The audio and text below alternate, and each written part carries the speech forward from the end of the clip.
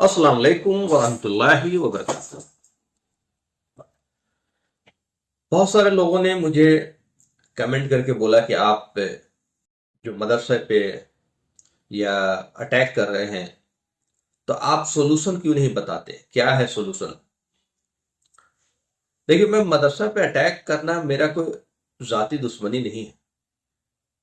میں جو امت کے حالات دیکھ رہا ہوں اور جس حالات سے جوجھ رہے ہیں ہم سب، تو ہمیں لگتا ہے کہ ہماری گاڑی، پہلے بھی میں نے بولا تھا کہ پھنس چکی ہے اور ہمیں آؤٹ آف باکس سوچنا پڑے گا۔ اسی طرح اگر ہاتھ میں ہاتھ بیٹھ کر کے بیٹھے رہیں گے اور سوچیں گے کہ خود سب کچھ ٹھیک ہو جائے گا، تو یہ بہت بڑی غلطی ہوگی ہماری۔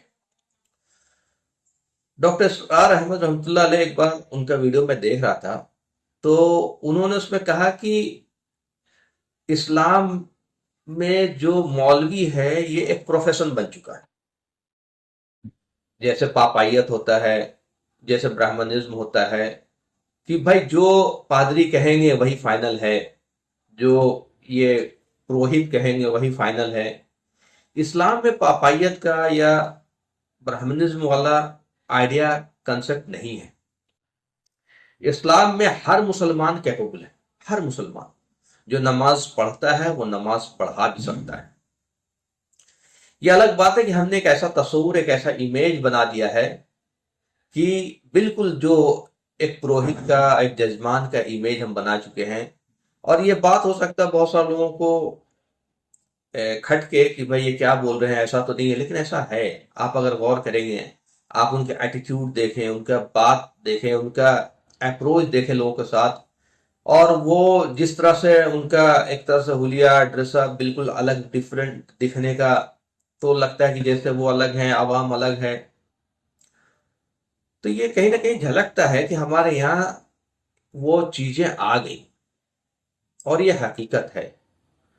اور اس چیز سے، تصور سے ہمیں باہر نکلنا ہوگا۔ اگر ہم اس تصور سے باہر نہیں نکلے تو ہم جہالت میں اپنی بہت بڑا نقصان کر جائیں گے، کیونکہ آنے والا وقت بہت چیلنجنگ ہے، حالات بہت چیلنجنگ ہے۔ اور مسلمان کو یہ نہیں کہا جا رہا کہ تم سب کچھ چھوڑ کر کے دین کا کام کرنے لگو۔ دین ہمارا مقصد ہے اور زندگی کی ضرورت، چاہے ہم انجینئر بنتے ہیں، ڈاکٹر بنتے ہیں، یہ ہماری زندگی کی ضرورت ہے۔ دین ہمارا مقصد ہے، پیشن ہے، زندگی کا پرپس ہے۔ تو دین پہ ہمیں چلنے کے لیے جو منیمم ہمارے پاس صلاحیت چاہیے وہ ہر مسلمان میں ہونا چاہیے۔ تو ایک کام اگر کرے ہر مسلمان، ایک کام، اور جو بہت آسان ہے۔ دیکھیے، اکثر جب بھی آپ مدرسے کی بات ہوگی تو وہ کہیں گے کہ بھائی اگر مدرسہ نہیں ہوگا تو آپ کو نماز کون پڑھائے گا، آپ کو امام نہیں ملیں گے۔ مدرسہ نہیں ہوگا تو جمعہ پڑھانے والا نہیں ملے گا۔ مدرسہ نہیں ہوگا تو نکاح پڑھانے والا نہیں ملے گا۔ مدرسہ نہیں ہوگا تو کوئی جنازہ پڑھانے والا نہیں ہوگا۔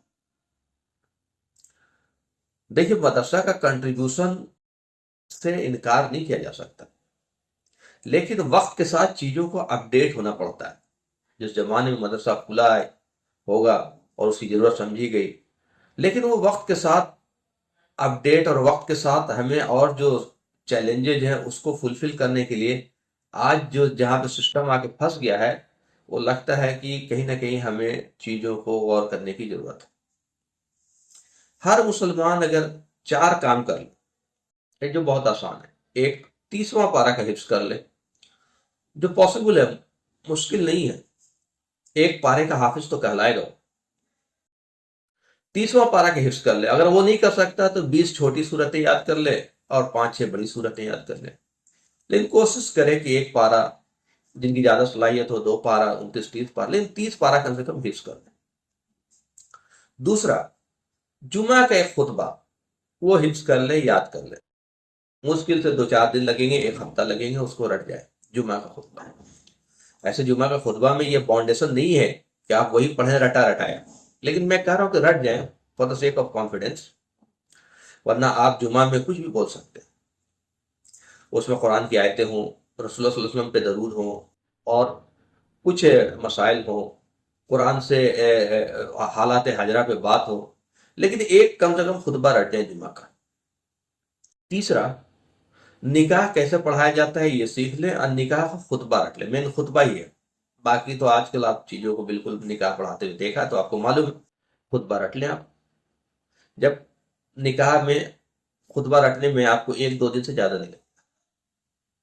نماز جنازہ ہر شخص کو آتا ہے، اور نہیں آتا ہے تو اسے بھی آپ رٹ لیں، یاد کر لیں۔ یہ 4 چیز ہر مسلمان کو آنی چاہیے، تو آپ مدرسے والوں کا برڈن آپ کم کر دیں۔ بھائی کبھی امام نہیں آیا تو آپ کو کانفیڈنس ہے، آپ نماز پڑھائیے۔ امام لیٹ ہو گیا، بھائی امام بھی تو انسان ہے نا، وہ بیچارہ اتنا مجبور ہے کہ مسجد سے باہر نکل ہی نہیں سکتا، کہ اس کو 5 وقت کی نماز پڑھانی ہے، اور صرف نماز کے لیے ہی امام ہے، نماز پڑھایا اور حجرے میں، پھر حجرے سے نماز، نماز سے حجرہ۔ تو بھائی ان کو بھی زندگی جینے دیں، اور ہم میں سے سب لوگ کیپیبل ہوں کہ نماز پڑھا سکے جب بھی ضرورت پڑے۔ اور یہ امام کو بھی چاہیے کہ for the sake of training, لوگوں کو ٹریننگ کے لیے لوگوں کو آگے بڑھایا کریں۔ کچھ لوگوں کو آئیڈینٹیفائی کر لیں، 5 لوگوں کو، 10 لوگوں کو آئیڈینٹیفائی کر لیں، اور ان کو بیچ بیچ میں بڑھایا کریں، سرری نماز میں، ظہری نماز میں، تو لوگوں کا کانفیڈنس بڑھے گا۔ تب یہ جو ایک کنسپٹ جو پاپائزم والا، یہ برہمنزم والا جو آ گیا ہے، وہ کنسپٹ ٹوٹے گا۔ یہ تو حال ہمارا ہو گیا ہے کہ جیسے مطلب کیا بولا جائے، مطلب انسان اتنا ڈرا ہوا ہے کہ لگتا ہے کہ وہ نماز پڑھائے گا تو نماز ہوگی نہیں، امام صاحب پڑھائیں گے تبھی نماز ہوگی۔ یہ تصور ہمارے اندر کہاں سے ہے؟ نماز جنازہ ہر انسان کو، اپنے والد کا، اپنے بیٹے کا، اپنے رشتہ دار کا، نماز جنازہ سب خود پڑھانا چاہیے۔ جس درد سے وہ دعا کرے گا دوسرا دعا نہیں کر سکتا۔ یہ کیوں لگتا ہے کہ مولوی صاحب پڑھائیں گے تبھی نماز جنازہ ہوگی، آپ پڑھائیں گے تو نماز جنازہ نہیں ہوگی؟ تو یہی تو پاپائزم میں، یہ برہمنزم والی تصور ہم لے کر کے آ گئے۔ مطلب ایک الگ کیوں دکھنا ہے؟ جمعہ کی نماز میں دیکھیے امام چلے آ رہے ہیں، ایبا ابا جبا پتہ نہیں کیا کیا چیز پہنے ہوئے، بالکل لگ رہے ہیں کہ ایک الگ مخلوق آسمان سے جسٹ ابھی اتر کر کے چلے آ رہے ہیں۔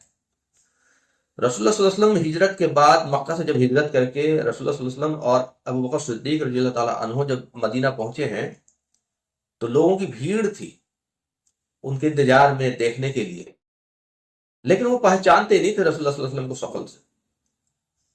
تو بھیڑ جب آ رہی تھی دیکھنے کے لیے، یہ 2 شخص بیٹھے ہوئے تھے، تو بہت سارے لوگ تو ابو بکر صدیق رضی اللہ تعالیٰ عنہ کو ہی پنکھا جھلنے لگے، ان کے اوپر چادر رکھنے لگے، ان کو سمجھے کہ یہی رسول ہے۔ تو کوئی ڈریس کوڈ، کوئی اس طرح کا ایسا نہیں تھا کہ دیکھنے میں بڑا سا ایک دم ایبا لگا رکھا ہو، جبا لگا رکھا ہو، اور تاکہ پہچان میں آ سکے، ایسا نہیں۔ یہ سادگی تھی رسول اللہ صلی اللہ علیہ وسلم۔ پتہ ہی نہیں چلتا تھا کہ کون رسول ہے کون عام آدمی، صلی اللہ علیہ وسلم۔ لیکن ہم، پتہ لگتا ہے، ہم دکھنا چاہتے ہیں، ہم دکھاتے ہیں۔